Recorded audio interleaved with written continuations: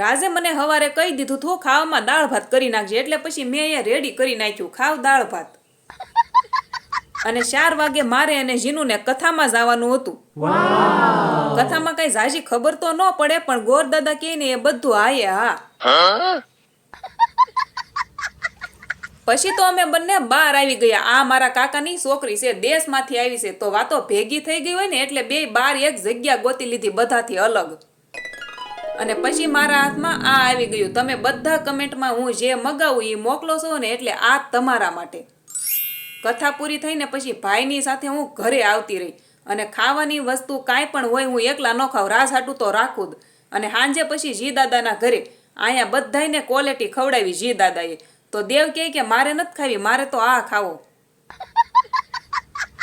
અમે જો બધા સાથે હોય ને એટલે મજા જ આવી જાય. તમે જરાક કહેજો કમેન્ટમાં કે સૌથી વધારે તમને કોની સાથે